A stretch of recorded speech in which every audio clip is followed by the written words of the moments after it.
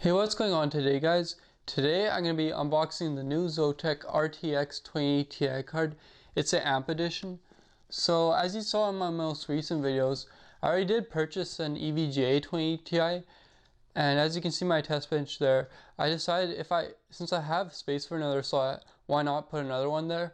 So I also did buy this Nvidia 3-slot NVLink bridge here. Hopefully I can successfully connect both these cards and get even more performance than what I currently have. But anyway, I'll get more into that later on in the video. Anyway, so back to the card. Here's the front of the case. Now I'll show the back in a bit more detail. So as you can see right there, the tuning software is Firestorm. That's if you want to control the LEDs or do anything relevant to the span of the card. For any overclocking, I just use MSI Afterburner.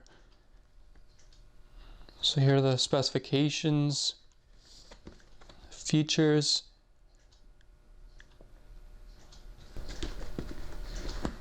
minimum system requirements.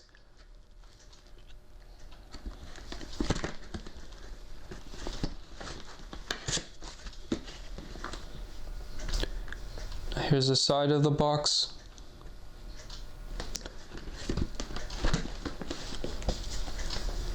There's the other side.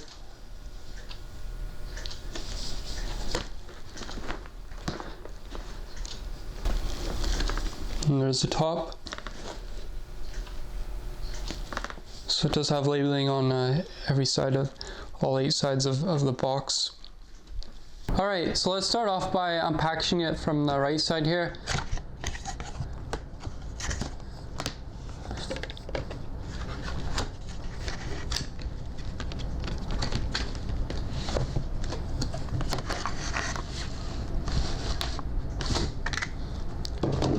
Here's the internal box. It's covered in a transparent plastic. This is something that really caught my attention. I think it's only relevant for the Zotac brand. Anyway, so as you can see, if I move the plastic either in the left or right direction, it has an optical illusion as if the fan's artificially spinning. And yeah, it's by far probably the neatest thing I've ever seen in any packaging of any product. So now I'm going to remove the protective plastic cover here.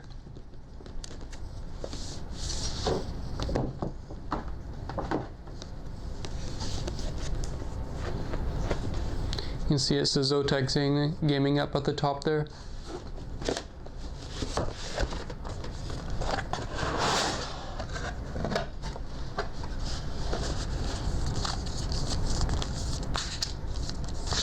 Thought there was going to be a CD in here, but yeah, it's way too. It's 2018. There's no way they'd provide a CD in cards these recent. So first of all, here's a marketing pamphlet. I'll let you guys read that quickly.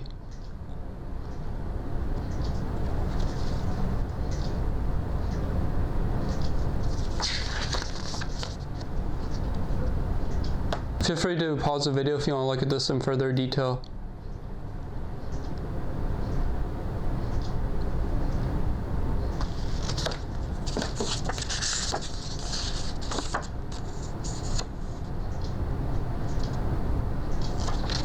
There's a little form requesting me to download the latest drivers. And then of course here's the instruction manual. As usual, I'll probably never read this.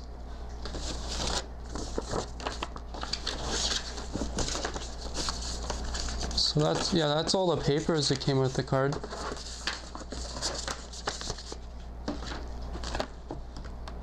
Now, as far as physical amenities that came with the card, it came with two dual 6-pin inputs to 8-pin outputs for power. I'll show one of them up close to the camera. So you put two 6-pin power cables into these 2 slots, and then as a result you're outputted with one 8-pin. You'll see later on in the video, but just as a heads up, this card does use a dual 8-pin power connector. one of them looks just like that. Now here's the part you guys have all been waiting for. Unraveling the card itself.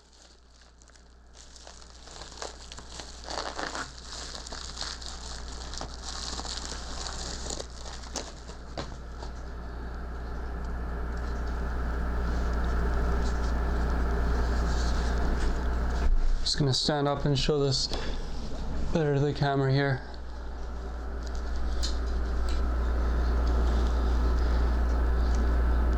So there's a whole card right there.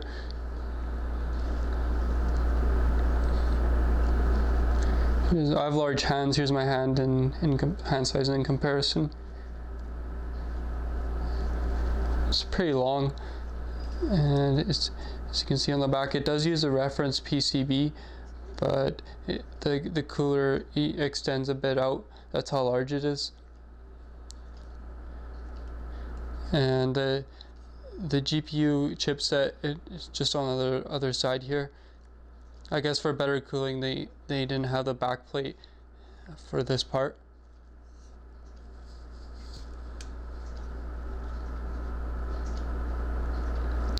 There's a PCI connector.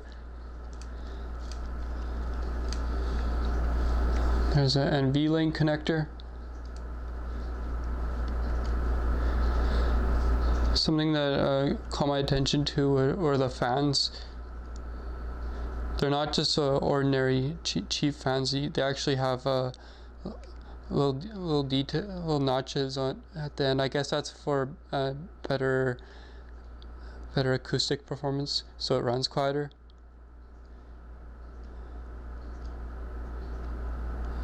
You can see they're like two plastic ridges, one on the outside here, the one on the inside.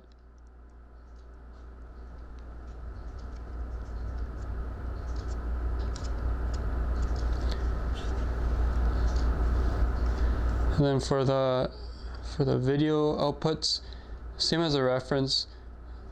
You have a display port here, HDMI display port. This is a USB-C connector, and then another display port. And on the other end, you can see 4 heat pipes. They run throughout the card. Then, as I mentioned earlier about the power connectors, here are the 2 8-pin connectors.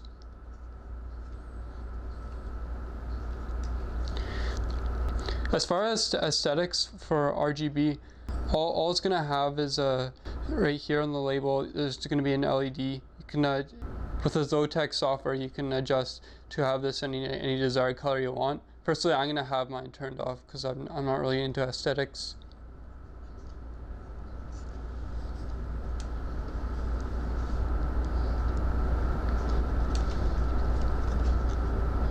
So yeah, that's a card.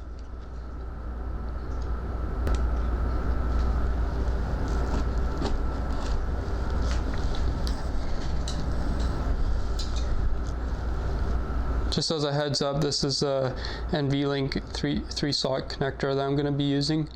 So yeah, now I'm going to install my system.